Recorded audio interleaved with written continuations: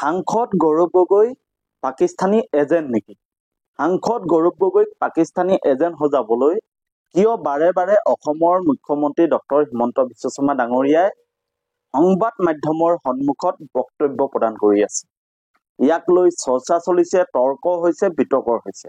আৰু ইয়াৰ মাজতে ৰাইজৰ দলৰ সভাপতি অখিল গগৈ ডাঙৰীয়াই প্ৰতিক্ৰিয়া ব্যক্ত কৰিছে। অখিল গগৈ ডাঙৰীয়াই কৈছে যে সাংসদ গৌৰৱ গগৈ যদি পাকিস্তানী এজেণ্ট তেতিয়াহ'লে তেখেতক গ্ৰেপ্তাৰ কৰিব লাগে, আৰু যদি তেখেতে পাকিস্তানৰ লগত কোনো সম্পৰ্ক নাই, কেৱল ফুৰিবলৈ গৈছিল, তেতিয়াহ'লে অসমৰ মুখ্যমন্ত্ৰী ডক্টৰ হিমন্ত বিশ্ব শৰ্মা ডাঙৰীয়াই চেল বেলাই থকাটো বন্ধ কৰিব লাগে। কাৰণ আপোনালোকে দেখিছে যে নিৰ্বাচনৰ আগমুহূৰ্তত সাংসদ গৌৰৱ গগৈ আৰু তেখেতৰ পত্নীৰ বিৰুদ্ধে অসমৰ সন্মানীয় মুখ্যমন্ত্ৰী ডক্টৰ হিমন্ত বিশ্ব শৰ্মা ডাঙৰীয়াই বিভিন্ন অভিযোগ আনি পাকিস্তানী এজেণ্ট সজাবলৈ চেষ্টা কৰিলে। আনকি তেখেতৰ পুত্ৰক লৈও মুখ্যমন্ত্ৰী ডাঙৰীয়াই বক্তব্য ৰাখিলে, আৰু সাংসদ গৌৰৱ গগৈ ডাঙৰীয়াই যিহেতু পাকিস্তানলৈ গৈছিল, তাৰ বাবে তদন্ত কৰিবৰ কাৰণে SIT গঠন কৰিলে। এতিয়া অখিল গগৈ ডাঙৰীয়াই প্ৰশ্ন কৰিছে যে যদি SIT গঠন কৰা হ'ল, SIT কাম কি? SITয়ে কিয় সাংসদ গৌৰৱ গগৈক গ্ৰেপ্তাৰ কৰা নাই?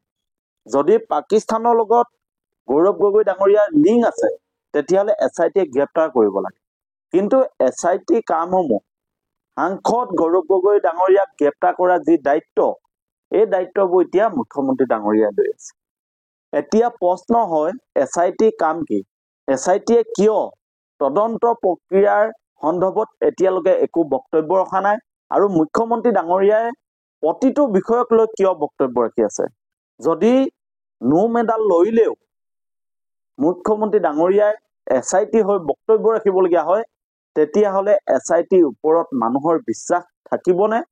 পুলিচৰ ওপৰত মানুহৰ বিশ্বাস থাকিবনে? এই বক্তব্য ৰাখিছে ৰাইজৰ দলৰ সভাপতি তথা বিধায়ক অখিল গগৈ ডাঙৰীয়াই। আৰু অখিল গগৈ ডাঙৰীয়াই কৈছে যে মুখ্যমন্ত্ৰী ডাঙৰীয়াই SIT হৈ কথা কোৱা বন্ধ কৰক, SITক নিজৰ কাম কৰিবলৈ দিয়ক। যদি গৌৰৱ গগৈ সঁচাকৈ পাকিস্তানী লিংক আছে, তেতিয়াহ'লে গ্ৰেপ্তাৰ কৰক, আৰু যদি লিংক নাই, তেতিয়াহ'লে মুখ্যমন্ত্ৰী ডাঙৰীয়াই চেল বেলাই থকাটো বন্ধ কৰক। অসমৰ মানুহে শুনি আমনি পাইছে। এইদৰে এতিয়া ৰাইজৰ দলৰ সভাপতিগৰাকীয়ে প্ৰতিক্ৰিয়া ব্যক্ত কৰিছে। গতিকে আপোনালোকে চাওক আৰু আপোনালোকৰ দৃষ্টিভংগীয়ে আপোনালোকৰ মতামতসমূহ জনাওক। সঁচাকৈ গৌৰৱ গগৈ পাকিস্তানী এজেণ্ট নেকি? গৌৰৱ গগৈ পত্নী পাকিস্তানী এজেণ্ট নেকি? মুখ্যমন্ত্ৰী ডাঙৰীয়াই গৌৰৱ গগৈৰ বিৰুদ্ধে যি SIT গঠন কৰিলে, SITয়ে সঁচা অৰ্থত তদন্ত অব্যাহত ৰাখিছে নে? কিয় SITয়ে বক্তব্য ৰাখিবলগীয়া কথাখিনি অসমৰ মুখ্যমন্ত্ৰী ডাঙৰীয়াই বিভিন্ন সময়ত সংবাদ মাধ্যমৰ সন্মুখত বক্তব্য ৰাখি থাকে? আপোনালোকৰ দৃষ্টিভংগী আপোনালোকৰ মতামতসমূহ জনাওক।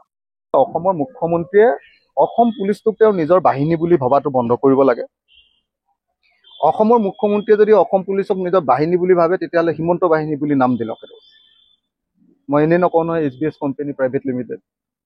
আৰু SITটো যদি সঁচাকৈ নিজৰ বুলি ভাবিছে, তো SITৰ ৰিজাল্টটো বাৰু মুখ্যমন্ত্ৰীয়ে দিয়ে নেকি কওকচোন আপুনি?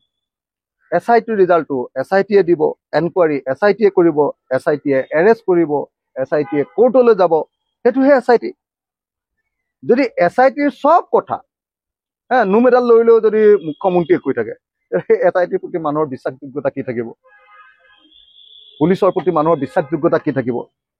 সেইকাৰণে মোৰ কথাটো স্পষ্ট যে যদি সঁচাকে গৌৰৱ গগৈৰ পাকিস্তান লিংক আছে, তেওঁক গ্ৰেপ্তাৰ কৰা হওক, আৰু যদি পাকিস্তান লিংক নাই, অকল পাকিস্তানলৈ ফুৰিবলৈ গৈছিলে, তেতিয়াহ'লে অসমৰ মুখ্যমন্ত্ৰীয়ে চেল বেলাই থকাটো বন্ধ কৰি দিয়ক।